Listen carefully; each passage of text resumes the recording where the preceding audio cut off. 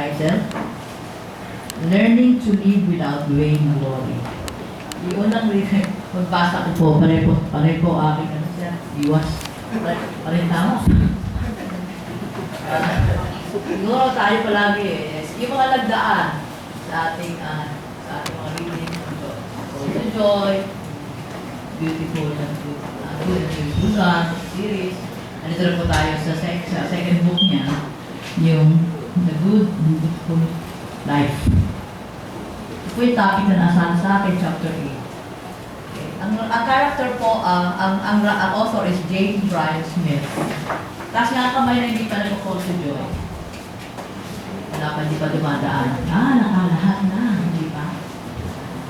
Dapat masaya po kasi, pagdating po nyo dyan, katulad ko, panay din ang iwas. Let's pray. Father God, nagpapasalamat kami. Kami pong lahat, Lord, at patuloy nyo kami inuhugit, sinuhubog tayo sa inyong kagustuhan at inyong imahen. Maraming salamat naman, nakakalimutan namin, Panginoon, that we are made in your image and in your likeness. Pero maraming salamat, Ama, at kayo rin po ang nagbibigay sa amin ng mga instrument of learnings na bumabalik at bumabalik kami kung sino kami sa inyo. Lord, gabayan niyo po ako at gabayan niyo rin po, Panginoon, ang kikinig, Lord, na ang prayer ko, Panginoon, ay hindi lang po namin papakinggan ang learnings na ito, share din po namin at gagawin namin sa aming buhay. Maraming salamat, Ama, in Jesus Christ, we pray. Amen. Para ako sa Congress. Feeling, okay. Okay, sir. Yung nag-start po yung libro sa, it always start ng, the author always share an experience. Sa particular chapter ito, sa mga nagbabasa, this particular chapter, the author shared his experience na inimbitahan siya sa prestigious university, a Christian university for a 3-day speaking engagement. Yung campus na ito has a history of the best speaker, the likes of Billy Graham, the best worship band, ng kanilang laging weekly guest. And normally, ang speaking area nila is also the chapel. The university chapel, city about 2,500 audience. Siyempre, pag inimbita ka sa isang, kunyari, inimbita tayo sa UP. Speaker ka na UP. Localize ka muna tayo. PNM, PUP, Diliman, wow. You belong. You belong. Okay? He felt honored to be invited there. Sabi nga natin, si Billy Graham spoke yung first time, so wow. He felt unworthy na makasama siya doon. Nevertheless, the first day of speaking, parang nakapag-identify siya sa mga estudyante, student audience niya, professors and teachers alike, na to be an achiever for God. The second day was even better. May inner burden siya na i-impress sa listener, student, and faculty alike to be a winner, to leave the school as a winner for God. Ang alam naman niya ni James Bryan, ang kanyang aim, is to convey, when he was speaking as a speaker, to convey God's word of encouragement, pointing people to God, and be a blessing. Okay? On the third day, he spent his time first praying. It's always a must, we pray first in everything we do. He wanted to help na yung mga estudyante, yung mga realize yung uncertainties in life, their struggles, their fear, and he desires to be a God's instrument para comfort mga audience niya. And he finished his speaking and thanking with an actor's bow. Palakpakan. No? Tapos, lumalakas. Natingnan niya ng standing ovations na niya. Tapos, katabi niya yung university president, sabi sa kanya, you should soak in this because the student seldom give standing ovation. Sabihin, hindi ito parating ginagawa sa mga speaker. So, enjoy the moment. Suddenly, A feeling of elation coursed through his body. Again, the internal struggle was felt. The full of pride to hear compliments, palakpak, and all the awesomeness na ang galing mo, yeah? And exclamation. However, bumalik sa puso niya, he realized that person's heart is fully. Kasi ito, ang libro nito na Giving Life, itong mga libro siya gagawa natin, actually ay it's an instrument to let us know na nasasabi kayo sa ating prayer na we are here. And di ba? We're in the kingdom of God is here now. So marami tayong nag-issue. Ako kasi minsan nagtatanong din ako eh. Ito ba yan? Pero pag binasa mo at experience mo at talagang dinetalye mo and share, kung nga naman, we are now in the kingdom of God. Sabi dito nga eh,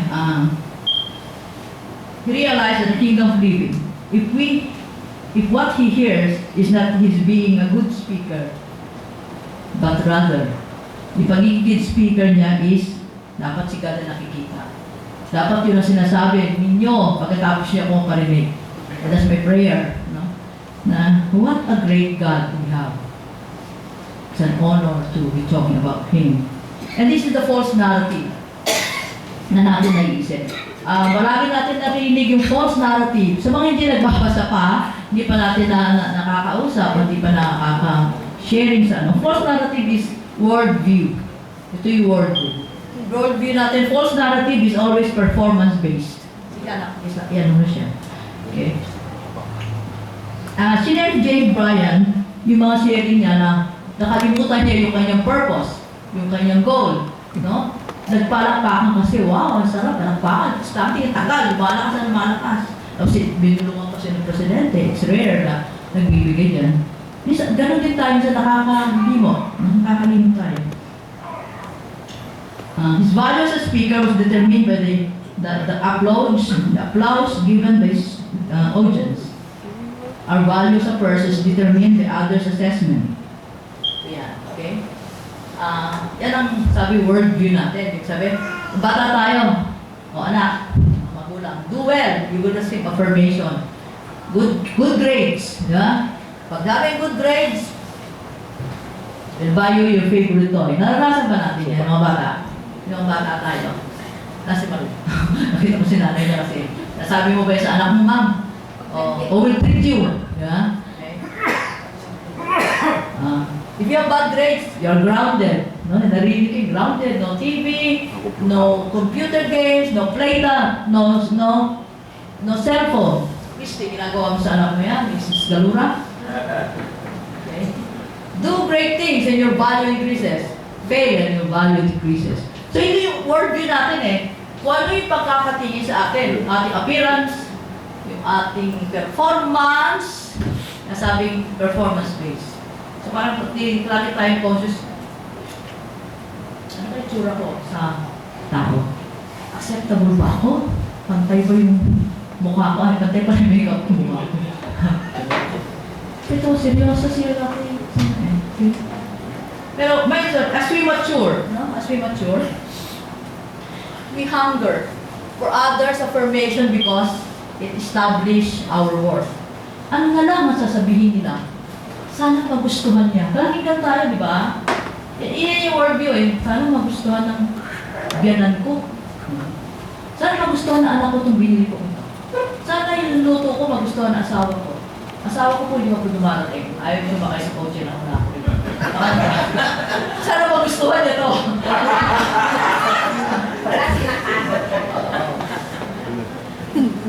Of course, we all want to be loved. It's normal, no? Ang tao talaga, we're created to be loved. To feel valuable, worthwhile, and wonderful. But the world will not tell you that you're an amazing person. Meron namang lumapit sa atin talagang yung, wala ka munang ginagawa, sabi, you're good, you're kind, may ganun. We praise that, no? Kasi ang experience ko pag sinabi yung ganyan, parang, si God, yun ang feel mo eh, talaga.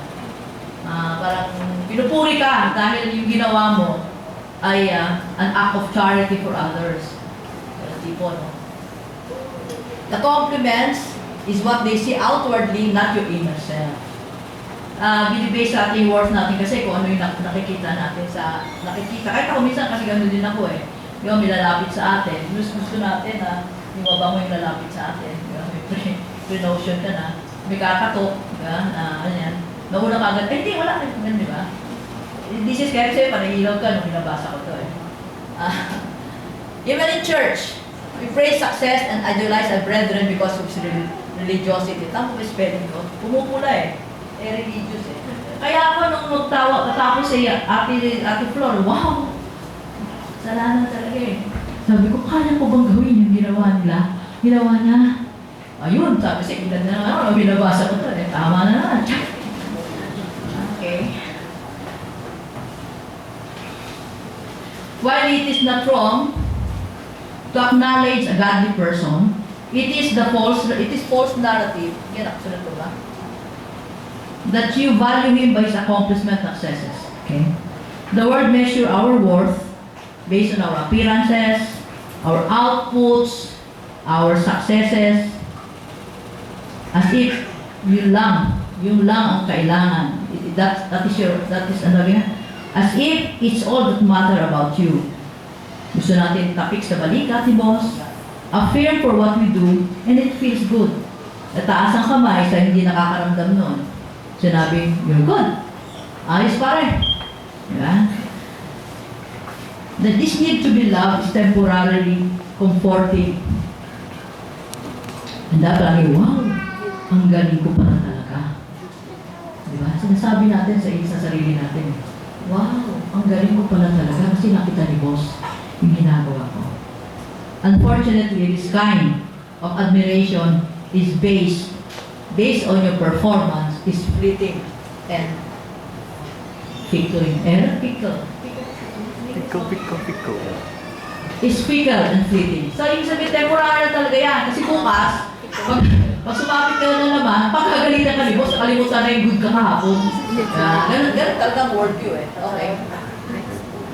Go. This is the worldview. You are only as good as your next performance. That we are trapped and we become vain and wanting of praise for every good act. Ito na yung vain glory. You are only as good as your next performance. Then we are trapped, we become vain and wanting of praise for every good act. This is vain glory. Actually, ang ano dito is more of the sa Christian world, no? Christian na sa atin, mga serve, no? Definition of vainglory is the excessive use of vanity. Ikaw lang ang pinaka. Nanonood ba kayo niyan? Ikaw ang pinaka. 10 pinaka. Diba? Parang ikaw di ganun eh. Parang you always want to excel.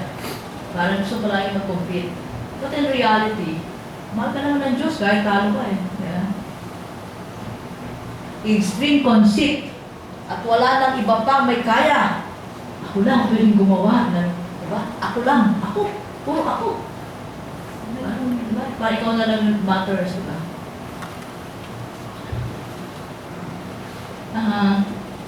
But vainglory creeps even in church when you want to. Ito yan, no? To be noticed on how you pray. Ang galing mag-lead mo. Sir Art? Ang galing mag-lead ni Sir Ray? To be noticed how you easily memorize Bible verses. Ang dali kayo. Yung anak, ang galing niya nagsalita. Naiwas sa akin, ang galing niya magpaturo ng magpapamemorize. Yo, the daughter. Naiwan yung verses, di ba? That ko eh. Tapos iwan. Panay yung iwan. Ano ko ba eh? Panay yung ilag ko eh. Ako yung iwan. To be noticed how beautiful your voice. Ikaw na lang palagi mag-lead ng worship. Kasi ang boses ko eh, parang nasa langit na ako. Dali ko. Parang nasa langit na ako. Parang samantalang you are there to lead. To lead. Diba? To lead the congregation to God. To be noticed how nice was the sermon. Ikaw ulit magsalita. Buo at malakas ang boses. Yeah. Kaya first, ikaw ulit magsalita. Buo kasi ang salita mo. Pero hindi yung laman. Kasi kung laman kahit, ano ito sinasabi ko? Kung tumiti mo, di ba? Now we are trapped by what other people say. And if nobody notice, our passion to serve, tanda, wane and dwindles. And this mindset is no different to known vices ng nagagalit ka, lust, lying, yung mga dati natin mga sermons at the previous chapter. When you feel that you are better than the others in your religiosity, that is vain glory. Amen? And all of us, one way or another, is guilty of this. And this is the special device our enemy attempt and use in believers. So it's what we are more talking to us here in the church, the believers. Andre Moray, one of the cited author there, Jane, there is no pride so dangerous, so subtle and insidious. Hindi ko tinitinan yung insidious. Tinignan ko, crafty, artful, cunning, tricky, as the pride of holiness. Diba? Pride of holiness. Vainglory hides under the guise of virtue. Whenever I accomplish something or receive praise for something done, diba? You want others to know about it. Narinig mo ba siya mo? Diba? Try to keep others of my weaknesses and failings. Hindi mo sinasabi yung mga weaknesses mo. Hindi mo sinasabi na masakit ang ngipin mo. Hindi mo sinasabi na ikaw ay may kapatid o may relative na may disorders. Hindi mo na sabihin, 5 ako sa grade. Sinasabi niyo ba yan? Diba? Di ba sabihin niya, tatago mo pa yung flashcard mo. Saan yung flashcard mo, Mitch? Hindi pa naibibigay ko eh. Diba? You won't tell others that you finished last or lost or loses in a competition. Lagi mo sa'yo, lagi pag-winner ka. Medal mo. Diba? Lagi mo sa'yo, mga anak. Maraming anak, may competition din. No, diba? Unahan, sino yung mas mataas ang grade? Hindi na masama yun. But, ano yung motive? Oh, my husband is there. Okay. You won't tell others that you finished last one. Ito yung mga vainglory hides under the guise of fear. Oh, virtue, okay, that's good, diba? Diba, napagod pa. Tutulin pa. Okay. Ano pa sa dala? You appear to be humble in your talks, but with all the words that you say, it always open with ako ay, di ba? Or humble. Pabulong pa. Pag hindi ka pa na-notice, if not notice, you find ways to let others know your accomplishment. Sisingit ka pa. Ako rin ay. Meron ka rin. Okay, ako din ay. Parang inaayunan mo siya. Pero ako rin yun. Di ba? You are dropping names so that your friends are aware of known people you spend time. Sabi mo, di ba? Tawag ako ni Mayor tungkol saan. Ano yun, di ba? Inutahan ako ni, Nintok, do 30. Kinatok ang bahay ko. Kaya kinuha. Pagkatok pala yun. Okay. Nearly every act of service I have done in the church is known to all. And I never hinder this from being known. Di ba? Kaya sa siya, nilinis ko, dumi-dumi kasi. Hirap ka ako eh. Kala niyo, di ba? Aray na naman ako eh. Guilty tayo na lang minsan talaga. Parang gusto natin, ang tawag doon sa KSP. Pero may God, di tayo KSP eh. Never. Meron parang sa last sa mga parents to. When I watch my kids' performance in sport fest or theater, I am more interested in how they perform in front of others. Ayusin mo ang tayo mo, yung kamay mo sa likod, yung dami ko tawigi, ganyan. Hindi mo inisip ko nag-enjoy yung anak mo. Diba? Nag-enjoy ba sa game or the show? Okay, go. Next po. Ito yung Jesus narrative. So, kanina, yung worldview, yung sabi nga, di ba? The false narrative. Ito yung kay Jesus narrative. May 3 acts of righteousness na sinasabi si God na deals with the vainglory by teaching. 3 examples of practice of persons doing good things with the intention of being praised by others. using pious behavior as a cloak to conceal it. Nagtatago pa sa inyong religiosity. Ito yung sinasabing acts of righteousness, which is generosity, giving to the needy, praying, act of devotion, fasting, abstinence to present necessity. These are all God-given disciplines that when done rightly, Zero. are God-given discipline that when done rightly, tune our hearts to God's kingdom living now. However, it is how you practice in ways, ang yun din mali, how you practice it, the methods. Akala natin, gagawin natin, wala nakakita, tayo lang kayo. God will always see your heart. It will harm us. And bakit mo ginagawa? Ano ang motibo mo? Palagi tayo babalik ko, paano mo ginawa? At ano yung motibo mo nung ginawa mo yan? But Jesus shows His deep understanding of human heart. All these three practices, hindi naman natin kinukundi. Must nga sa isang believer. These are all God-given discipline, okay?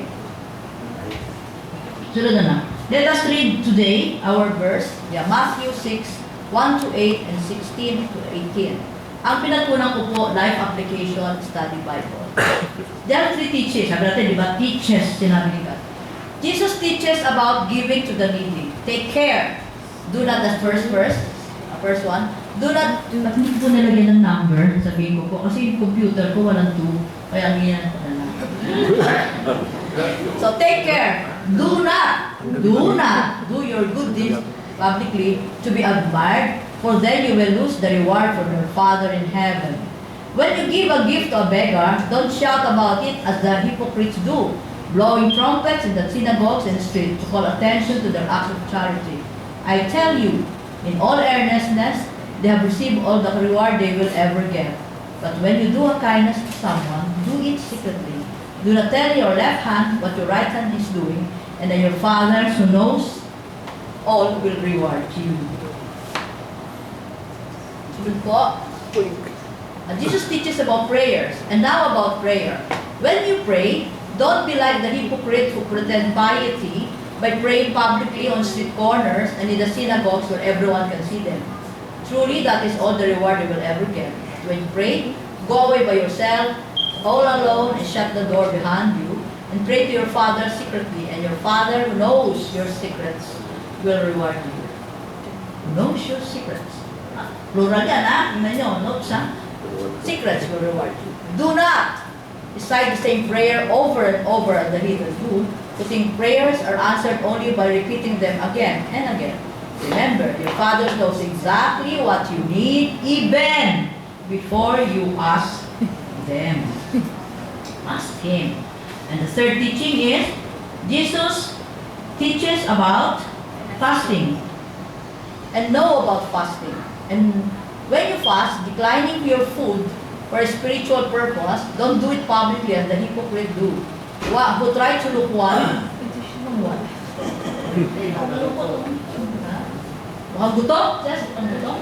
And disheveled. So people will feel sorry for them. Truly, that is the only reward they will ever get. But when you fast, put on festive clothing so that no one will suspect you are hungry. Except your Father who knows every secret, He will reward you. Mr. Cardono, you're not hungry, no? Kasi you're poking na. Okay, next. Next po. Ilalakarin natin, babalikan po natin yung ating pinag-aaralan. Dito sabi po rito Jesus, di ba, doon sa unang sabi niya, beware. Di ba, first sabi niya rito take care. So, meron siya lang he warned, be warned, take heed, be careful, beware, to make us aware of our motives in doing well. He warns us against hypocrisy. Ito po yung definition of hypocrisy. As defined, it is a person who does good acts for appearances only, not out of compassion or good motives. Meron charity, minabigay, di ba? Bibigay sa, kunyari doon sa Home for the Aged, minabigay ng 200. Laki lang yan. 500. 500! Akala nabibidding. Hindi naman. What we must do must be done from an inward principle. And this is the principle, that what we're doing is approved of God. And we are not doing it for praises from men.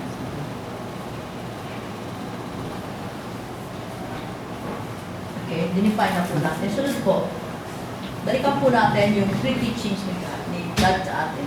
Sing of Jesus. Christ warned us against hypocrisy in our generosity. It is a subtle sin, and vainglory creeps into what we do before we are aware of it. If you give just to be seen of men, and indeed seen by men, makikita kasi pinakikita mo kasi yun naman talagang purpose mo. Diba? Instead of God. And Christ will award you not as a master who gives his servant what he earns and no more, but as a father who gives abundantly to his son, daughters, who serve him. May teaching tayo, di ba, na pag ako naniniwala sa sinasabi na tayo binibigyan, nabigay ng blessing, para maging blessing sa iba. Diba? So, tayo ay siksik, diba? Liglig. At, Umahapaw. masa? Kinakalos daw. Kinakalos. Oo kaya, kalos nga sir kayo, pag, diba? Ang ibig sabihin mo noon, ang kayo muna, you cannot give what you don't have. Dito sa atin. Next po. Sabi rin doon kasi, not in verse 6:3, na tell your left hand what your right hand is doing. Yung practice kasi po nung doon sa kanilang sa synagogue, kung papasok ko malapit sa pintuan, meron po lagayan doon ng parang tiles. No? Yan, lagay niya yun. Para siguro yun ang posisyon. Kaya yun actually, yun ang story, pero dyan. In the first century, in the synagogue had a place to care for the poor, such like a welfare state. A portion of the money to the synagogue to be given to the needy. And it was publicly acknowledged in the synagogue na. Sabihan po, it is not wrong to give to the needy. It's a godly practice to do, even acknowledged by others. Sabi ito, diba? Jesus is not criticizing the practice of giving publicly, but asking if you are giving in order to get noticed or praised by others. Your generosity must be pure, not because you are expecting a return for the gifts you give. I recall, pinapractice pa ba natin third tithe? We had before, the first tithe is church offering, second tithe is preparation for the festival, for whatever activity, and you have the third tithe. Yuri, di na kasya nga, magti-third tithe pa. Again, let's look at our hearts. Lapit na ang ating feast, diba? Nakapag-identify na ba tayo ng tao na ating magiging blessing tayo sa kanya. So you pray about it. And God will be the one to honor your prayer, and siya magbibigay sa anong burden na tao niyo. Prompting the Holy Spirit, siya mag-identify ko sa inyo. Next. Ito yung pinaka-nakakatuwa kasi. Plainly sinabi ni God talaga, pinakita pa. Jesus tells the power of two men, the Pharisee and the tax collector, to pray. Two men, verse 10. Actually 11 na yan. Deduction lang yung verse 10. Two men went to the temple to pray. One was proud, self-righteous, Pharisee, and the other a cheating tax collector. Yes. Amen. The proud Pharisee prayed, "Thank God, I am not like everyone else, especially like the tax collector over there, for I never cheat, I do not commit adultery, I go without food twice a week, and I give to God a tenth of everything I earn." Sino kaya natin yan, di ba? He's a Pharisee, he's a man of faith. Salamat siya. I'm not like that one. Pag nag-point tayo, I'm not like you, Mr. Cardona, I'm not like you, Mr. Gonzales, I'm not like you, Mr. Villanueva. May tatlong bumabalik sa akin. So, gano'n na. Hindi na po. Okay. Sabi niya rito, I am not like the tax collector over there. I never cheat. I do not commit adultery. I go without food twice a week and give to God a tenth of everything else. And the other man, in the second verse, Luke 18:13-14, but the corrupt tax collector stood at a distance and dared not even lift his eyes to heaven as he prayed, but beat upon his chest and sorrowed, exclaiming, God, be merciful to me, a sinner. Be merciful to me, a sinner. I tell you, this sinner, not the Pharisee, returned home forgiven. For the proud shall be humbled, but the humble shall be honored. Let's pause. Mag-pause muna po tayo. 1 minute and let's look at the heart. In this particular po. For the proud shall be humbled, but the humble shall be honored. God has prompted you. Let us pray.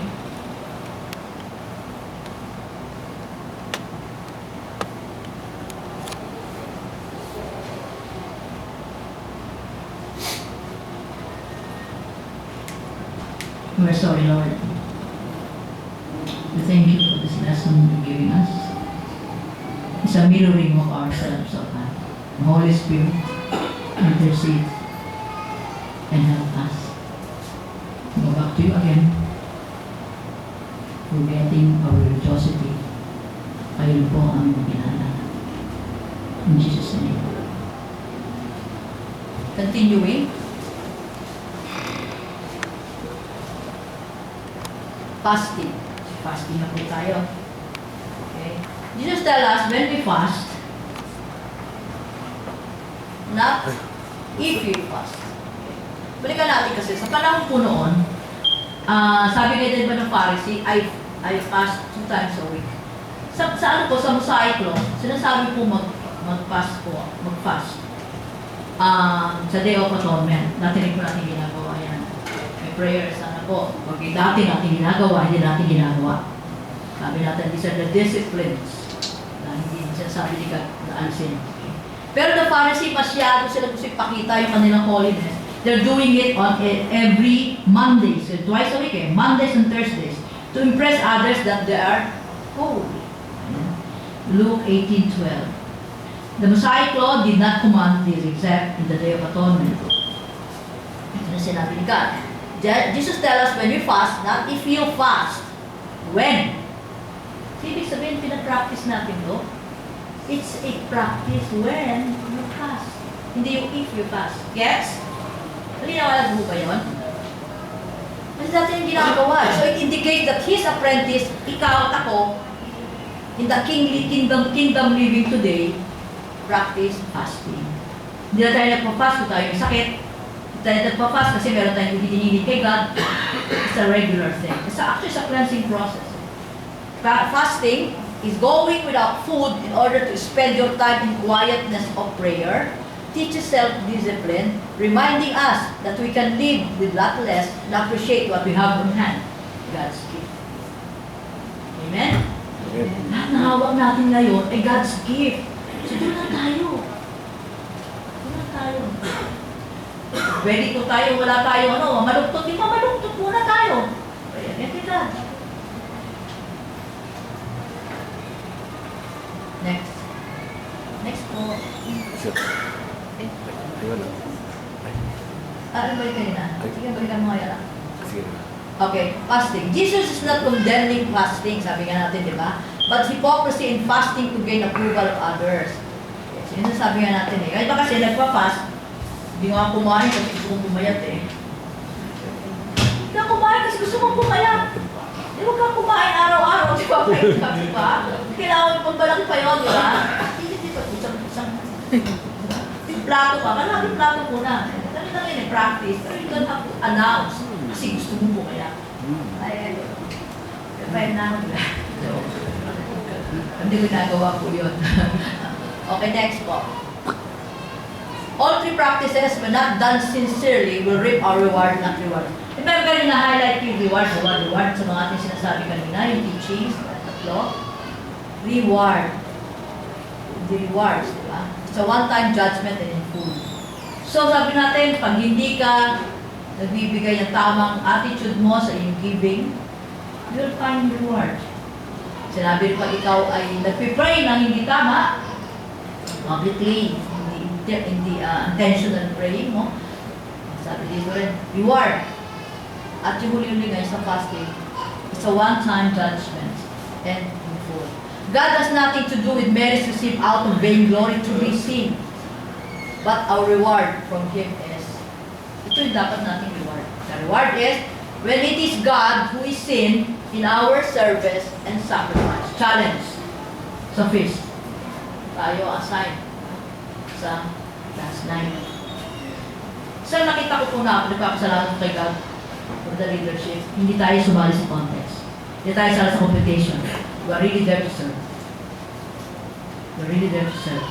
We are not there to shine. Okay, next. What then is the opposite of vainglory? Jesus encouraged us to do things with absolutely no concern about what others think about us. What matters is what God will think about us in your heart. Humility is the antithesis of vainglory. And Jesus showed this in the best example of humility. Siya ay hari. Siya yung creator of the universe. No? He came as a helpless infant of a poor family. Dahil natin kwento. Bear na ngayon. Nag-prepare pero. But you should look at the essence of the bear. Lives as a refugee, transferring from one place to another. Alam natin yan, di ba? Ito yung census, punta sila sa loob, beach yan, di ba? Grew in a forgotten town of Nazareth. Tapos, binagtay siya ng cousin niya, si John, the Baptist. Walang bongga. Diba? Sabi lang pabaptize, walang bongga. Diba? Ay iba, nagbaano pa eh. Sweldo na lang. Kasi doon may pera eh. Gather a group of uneducated and insignificant tradesmen, yung mga miniature disciples, and moves around to dine with outcasts and sinners. That's how humble our God is. Why do you put it here? Kasi sinabi dito ni James. Again, as an example for us. Next. And what is the antidote for vainglory? Kanina sabi natin, what is the opposite? Diba? Opposite is humility. And what's the antidote for vainglory? God loves us. God loves us. Sabihin nyo ang katabi nyo, God love you. You are. Sabi ka sa worldview, makita nyo, sabi natin kayo na sa worldview is performance-based. Your word is based on your on what others think of you. Your word depends on your good or bad performance. Sabi natin kayo, di ba? Your performance is hanggang doon sa the next performance ulit. When you do not meet others' expectation, you feel invaluable. Wow, yung boss ko pinuri ako kahapon. Ngayon hindi na ako pinuri. Lahat na ibang supervisor, ako lang yung pinuri. Ay, sinata ako. Natanggalin natin. But in kingdom living, you are valuable to God no matter who you are, what you are. God loves you whether you win or lose. If you fast, sabi natin, requirement, the discipline of a Christian or a believer, we fast, we pray, or give alms to the needy, God loves you. Pag selfish ka pa rin, hindi ka nagbigay, at simple ka, God still loves you. Amen? Ganun tayo. And God covenants His love with you. Sabi nga kanina sa Sir, wala ka pa sa pundasyon. Sa Ephesians, before the foundation of love ka na ni God. And He never changed. Ikaw lang ang change. Ako lang ang change ng change. Tao lang change ng change eh. Pero, God is good. Binabalik at binabalik na tayo. Vainglory, yes. Pero because you're nakatindig ka sa God loves you, alam mo, ang worth mo ay sa Kanya. Yes. Kung hindi mo, pag sinig ka na iba, okay, di ba? Hindi ka pinalakpakan, it's okay. Kasi alam mo, Diyos, umahal ka. Okay, next po. Ito maganda. Ito, yung Paul sa Corinthians describe this beautifully. Sabi niya, and not because we think we can do anything of lasting value by ourselves. Worldview. Our only power and success come from God. Kingdom living. Sabihin natin basahin yun. Our only power and success comes from God. No one can claim to be adequate without God's help. No one is competent to carry out the responsibility to which God has called you. Lahat po tayo ay merong assignment kay God. Kung sabihin mo na, gusto ka nyo na lang yan, I can do it, no? Lahat tayo may assignment. Bata ka, malakita. You have a responsibility which God has called you. No one can depend on his own talent and ability without the enabling of the Holy Spirit. Amen. Amen. No one can give us the true affirmation of ourselves. Only God's opinion matters. That we are precious and priceless in His sight. That We are precious and priceless in His sight.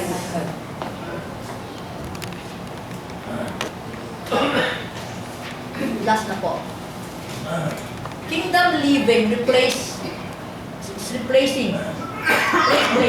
yun, it is a process. A performance-based mindset. You're able to play. Yan ang mga, ito yung parang gauge, no? Measure natin. You're able to play without the fear of losing. You're able to love without need to receive. Hindi naman ako pinapansin, ba't hindi ko papansin nito? Check that. That's a kingdom living. Pray without feeling religious. Serve without expecting to receive thanks. How many times? Hindi mo nagpapasalamat yan eh. Bibigyan mo na nga eh. Umulong ka na nga eh. Know your worth is stable and unchanging because whoever you are, God loves you. Sarap no? Kahit sino ka pa. Kahit pula ang buhok mo. Kahit talago ang buhok mo. Kahit mataba ka, mapayat ka, kahit ano ka. God loves you. Kasi tinitiri ka ng heart eh. Unlike people, as the last, pero meron po akong application na request. And the feast is very, it's coming. Kasi it's the best environment there. Yung, dito nakikita na natin pagsasabi. But that is a bigger affair. Our application for each of one of us is assignment. Assignment. Your assignment. Practice nyo po sa feast ito. Wala rin ngayon sa feast. Okay? Pasulat po. Right to commit to do 5 things, intentional action that will leave someone's burden sa feast. From now till the feast. Ito pa mga kondisyon. Depends on condition siyempre. Do the 5 things intentional. 1, intentional. Hindi na, sinuha naman yan. Huwag pang sayang ko. Walang ganon. Ha? Intentional. May feel, meron ka, mararamdaman natin mga kapatid dyan eh. May prompting ng Holy Spirit. May prompting niya. And do this kindness in secret. Number 2. Do this kindness in secret. Open the door. Open the door.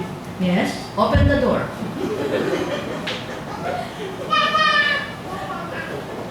And do not replace this act of kindness with money. Asa pa masahe? Hindi ka na lang. Hindi ka na lang ng ticket mo. Ikaw bumili ng ticket. Ibigay mo sa kanya. Ikaw magbayad ng kanya kwarto. And tell the secret. Alam na yun, malalaman ng office, malalaman ng accommodation pa na. Hindi natin kailangan tanungin. Huwag mo hanapin, tanungin ka, ako nabigyan ang accommodation. And of course, pray to break the grip of vainglory. We have 3. 1, right? To commit to do 5 things, intentional, in secret, do not replace your kindness with money, and pray. Amen. Let's close with a prayer. Hallelujah. Maraming salamat, Ama, sa salita ibigay mo sa akin. Kasama po ako, Panginoon, sa pag-aaral nito, Lord. And I thank you. I thank you na, Father God, for opening our eyes at all sa church. Dahil paghanda ko, Panginoon, ang aming mga puso para po sa mga gawain. Alam po, Panginoon, mga challenges na andyan po na kayo rin po, Panginoon, mag-overcome para sa amin. You know, Father, that you love us so much. Hindi pa kami aware, Panginoon, na kayo na ang aming Ama. Kayo na po ang bigay po sa amin ng kindness na ito, Panginoon. This act of charity became Lord, sa kung kami ay makabalik sa inyo.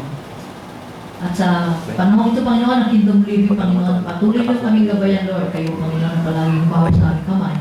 At kung kami po ay nagtatalisod, nadadapa, kayo rin po ang mawaksan para kami makatayo.